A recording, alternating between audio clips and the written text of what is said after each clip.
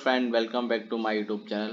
आज हम rule number 14 discuss करेंगे और रूल डिस्कस करने से पहले आप लोगों से रिक्वेस्ट है कि जो चैनल को सब्सक्राइब नहीं किए वो चैनल को प्लीज़ सब्सक्राइब कर दे और वीडियो को पूरा एंड तक देखें, क्योंकि ये जो रूल डिस्कस होने वाला है ये बहुत ही गजब का रूल है और आपके ट्रेडिंग लाइफ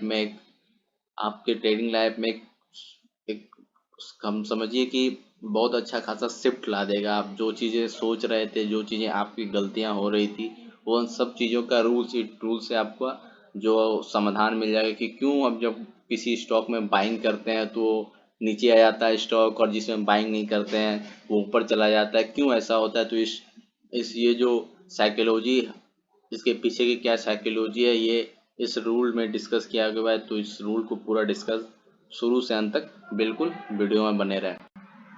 वीडियो थोड़ा सा 10-12 मिनट का हो सकता है, लेकिन इस वीडियो में बने रहें, आपको बहुत कुछ जानने को मिलेगा इस रूल में। तो पहला रूल है, successful trading is about consistently doing the difficult thing so often that it becomes second nature. इसमें बताया कि सक्सेसफुल ट्रेडिंग वही हो जो कि हम बार बार किसी चीज़ को डिफिकल्ट थिंग्स को करते करते वो हमारा सेकंड नेचर हो जाता है। और जो स्मॉल ट्रेडर्स होते हैं वो गलती करते हैं, क्या हमेशा इजी ट्रेड ढूंढते हैं। इजी ट्रेड कैसे ढूंढते हैं, आप देखिए यहाँ पे, the easy trade is usually the losing trade. When A trader feels that the most comfortable entering a trade go to be onward a trend, it is usually a close to the end। जो नए traders जब entry लेते हैं सोचते हैं यहाँ से हो सकता है ट्रेंड चेंज हो सकता है, लेकिन वहाँ से ट्रेंड रिवर्स होता है। वो वहाँ से वो ट्रेंड का एंडिंग पॉइंट शुरू होता है। इसलिए हम लोग जैसे ही कोई स्टॉक में बाइंग करते हैं, हम ना सपोर्ट देखते हैं ना रेसिस्टेंस देखते हैं, सिर्फ बीच में एंट्री कर जाते हैं। तो वो क्या होता है ना, जैसे हम बाइंग करते हैं तो थोड़ी देर बाद जाता है वो स्टॉक अपने रेसिस्टेंस को एक्सपेक्ट करते हुए नीचे आ जाता है।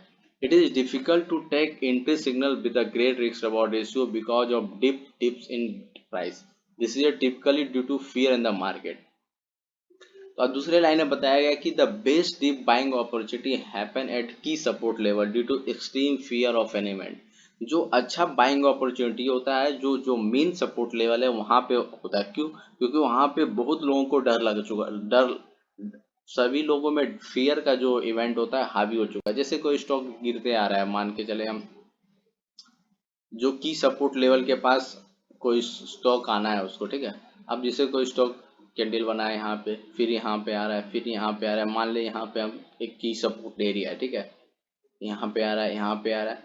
तो जो नए ट्रेडर्स हो गए ना, अगर पहले तो अगर उनका लॉस हो गया तो पहली बार तो वो एंट्री करने से किसी हाल में ही डरेंगे। यहाँ पे यार इतना गिर गया, अब कितना गिरेगा, तो होगा क्या, यहाँ एंट्री करने, लेकिन ये सपोर्ट लेवल है। लेकिन जो जो बड़े ट्रेडर्स होते हैं, जो डिफिकल्ट ऐसे ट्रेड कई बार ले चुके होते हैं, उन्हें यहाँ पे डर नहीं लगता। यहाँ पे अधिकांश लोगों को डर लगेगा ट्रेड लेने में। कई लोग सोचेंगे कि यहाँ पे लेंगे, लेकिन एक बार कुछ देर देखेंगे पहले, यार यहाँ पे देखते हैं क्या होता है, कैसे बिहेव करता है, यहाँ थोड़ा सा होल्ड करता है या नहीं करता है, कैसे इस लेवल को ब्रेक तो नहीं कर रहा है, ये सब चीज देखेंगे। लेकिन होगा क्या, वो फटाक से यहाँ से जो मूवमेंट आता है ना, यहाँ पे जो की सपोर्ट लेवल पे जो मूवमेंट आती है, बहुत फास्ट मूवमेंट आती है, यहाँ से बहुत फास्ट प्राइस घूमता है। और जो लोग सोचते रहते हैं डर के कारण कि ट्रेड ले या ना ले, वो सोचते रह जाते हैं और यहाँ से प्राइस घूम जाता है। और जो जो एक्सपीरियंस ट्रेडर्स होते हैं वो यहाँ पे इमिडिएटली जो की सपोर्ट लेवल पे, उनको पता है कि 10 बार अगर की सपोर्ट लेवल पे आया है तो 9 बार 8 बार ये रिवर्स करेगा, 1-2 बार ऐसे हिट होगा, तो ऐसे हिट होगा तो जाएगा ऐसे। लेकिन यहाँ पे वो ट्रेड लेते हैं और यहाँ पे जो ट्रेड लिया ना, वो उनका प्रॉफिट जो होता है वो अल्टीमेट प्रॉफिट होता है। क्योंकि यहाँ पे जो बाइंग लेवल है एकदम नीचे ही खरीद चुके थे, उनका प्रॉफिट। और नए ट्रेडर जो सोच रहे थे कि यहाँ पे ट्रेड लेंगे, अगर यहाँ से यहाँ पे आ गया तो अब उनके अंदर हिम्मत ही नहीं बचेगा यार, आधा तो पूरा तो मूवमेंट निकल गया, 5% तो निकल गया, अब महंगा में खरीदाएगा, यहाँ भी एंट्री नहीं लेंगे। अब कुछ लोग होंगे वो यहाँ पे भी एंट्री नहीं है, कुछ लोग ये सोच रहे होंगे अब यहाँ से लेते हैं, लगता है यहाँ से अच्छा एंट्री होगा, अब यहाँ से यहाँ एंट्री लेंगे, यहाँ लेंगे एंट्री, अब फिर इस लेवल के पास फिर से एक बार फेस करेगा जरूर, और यहाँ से रिवर्स होगा, और यहाँ से रिवर्स होते हुए प्राइस नीचे आ जाता है। यही होता है सेम बहुत लोगों के साथ जो न्यू ट्रेडर्स हैं, सेम यही कंडीशन होता है। क्योंकि मेरे साथ भी ऐसा ही कंडीशन हुआ है। जब हम नए नए ट्रेड करना शुरू किए थे, ज़्यादा जानकारी उस समय मार्केट में नहीं था, तो ऐसा ही हो रहा था। तो ये होता है कि इसमें बताया है कि the best deep buying opportunity happen at a key support level due to extreme fear of payment. कि जहाँ जहाँ भी डर का स्टॉक मार्केट में सिंपल सी चाहिए, प्रॉफिट आपका वहीं बनेगा जहाँ ज़्यादा से ज़्यादा लोगों को डर लग रहा है खरीदने में। जहाँ सब लोग खरीदने के लिए आ रहे हैं आगे, वहाँ कभी प्रॉफिट नहीं बनेगा। स्टॉक मार्केट का सिंपल से नियम है, जहाँ सब लोग आ रहे हैं वहाँ बिल्कुल प्रॉफिट नहीं बनेगा, क्योंकि वहाँ सप्लाई ज़्यादा है। सप्लाई ज़्यादा होगा प्रॉफिट नहीं बनेगा, जहाँ सप्लाई कम डिमांड ज़्यादा है वहाँ प्रॉफिट बनेगा। अब यहाँ पे क्या हो रहा है बहुत, अब जैसे की सपोर्ट लेवल पे सभी लोगों को डर लग रहा है कि यहाँ पे हो सकता है प्राइस नीचे चला जाए, नीचे चला जाए। The vast majority of time, जिसे बताया गया है, the vast majority time the fear event does not happen. जो फियर इवेंट है कि नीचे जाने वाला जो डर लग रहा था लोगों को, वो होता ही नहीं है। And large really occurs when the end of the world is avoided. जब सभी लोग छोड़ देते हैं यार ये नहीं खरीदेंगे नहीं खरीदेंगे, तब लार्ज रैली अकर्स होता है, बहुत बड़ा रैली मार्केट में आती है। आप देखेंगे जब कंटिन्यूसली मार्केट नीचे जा रहा होता है तो एक सपोर्ट लेके बाद लेने लेवल के आने आने के लेवल के आसपास जब आता है तो वहां से बहुत जबरदस्त बाउंस बैक देखने को मिलता है। यही होता है कि जब हम इस लेवल पे आते हैं तो एक अच्छा खासा हमें पुल बैक देखने को मिलता है। वही बताएगा the vast majority of the time the fear event doesn't happen and large rally occurs when the end of the world is avoided. जब सारे लोग अवॉइड कर देते हैं तो लार्ज रैली अकर होता है। आगे आपके साथ क्या होता है वो उस पॉइंट में बताया जाएगा, कैसे आपको जब ट्रेड नहीं लेते हैं तो आपको कैसे पछतावा होता है, कैसे रिग्रेट फील होता है, सारा चीज इसमें डिस्कस किया हो गया है। Trader and investor often say they want to buy key support level or big pullback and even have a specific price target, but oftentimes the pullback and deep occurs due to market fears। कई लोग होते हैं जो stock सोचते हैं यार नीचे आएगा तो बाई करेंगे, ठीक है, नीचे आएगा तो बाई करेंगे, ठीक। बहुत लोग सोच के रखते हैं, टारगेट बना लेते हैं कि जैसे टाटा मोटर्स है तो 400 पे जब आएगा तो हम बाइंग कर लेंगे, ठीक है। अब क्या होता है, अब 400 पे आता है, सपोर्ट है यहाँ पे, ठीक। अब यहाँ पे आया हुआ कि यहाँ पे जो आया ना वो फास्ट गिरावट के रूप में आया था। 2-3 दिन में गिरावट 10-15%, 10-5% का हुआ और 400 पे टाटा मोटर्स आ गया। अब जो सोच रहे थे कि यहाँ पे लेंगे, उनमें उनके अंदर अब डर बैठ जाएगा, वो लेंगे नहीं यहाँ पे। वो सोच रहे हैं कि यहाँ से थोड़ा सा देखते और नीचे आता है या सपोर्ट लेता है या नहीं लेता, ये सोचते रहते हैं। इनके अंदर इस टाइम में जो है ना कि अगर वो स्टॉक वहाँ 20 मिनट आधा घंटा या 1-2 दिन उस लेवल पे रह गया तो इस उस दौरान उनके माइंड में ना फियर का जो इमोशन है वो टेक ओवर कर लेता है उनके इमोशन को। वो अब कुछ नहीं सोचते, सिर्फ डर रहे होते हैं। द पोटेंशियल, यही यहाँ बताया गया, the potential deep buyer gets consumed by the fear, they can't take their desired entry single because their emotion take over। यही होता है कि आप सोच रहे थे, ज्यादा सोच लिए, इसलिए आप ट्रेड ही नहीं ले पाएंगे, क्योंकि आपके मन में डर बैठ गया है, आपका इमोशन डर के अनुसार कंट्रोल हो रहा है। आप जो प्राइस सोच रहे थे उस पर ट्रेड नहीं ले पाएंगे। स्टॉक मार्केट में दूसरा सबसे बड़ा रीजन है, अगर आपको कि फास्ट डिसीजन लेना है, यहाँ पे सोचना नहीं, अगर एंट्री भी करना है तो सोचना नहीं।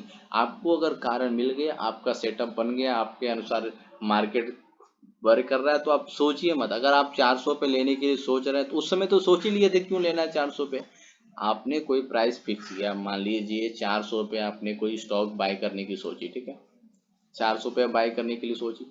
जब आप सोच रहे थे उस समय प्राइस चल रहा था मान के चले 420, ठीक है।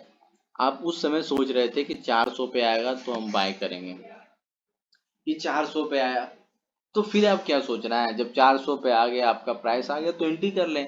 आपका स्टॉप लॉस हो सकता है, आप लोग स्टॉप लॉस अगर 390 का लगा के रख चुके हैं उसमें भी ऐसे सोच रहे हैं तो यही ऐसे रहेगा। अगर यहाँ पे एंट्री लेते हैं तो 10 रुपया जाएगा।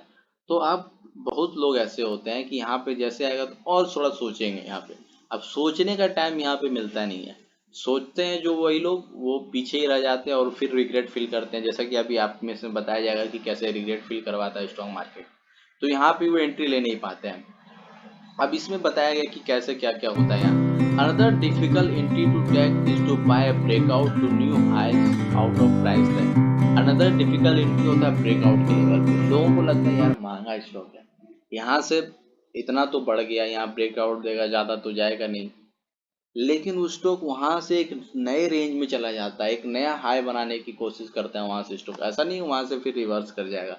तो वहां भी एक डिफिकल्ट एंट्री होता है। तो सपोर्ट लेवल पे डिफिकल्ट एंट्री होता है। सपोर्ट लेवल पे डिफिकल्ट एंट्री इसलिए होता है कि लोगों को फियर हावी रहता है माइंड में, और ब्रेकआउट पे एंट्री इसलिए डिफिकल्ट होता है, लोग सोच रहे होते हैं अब कितना जाएगा यार, अब कितना ब्रेकआउट करेगा, अब ये ब्रेकआउट ही नहीं करा था। Initial breakout over resistance will feel like you are buying too high.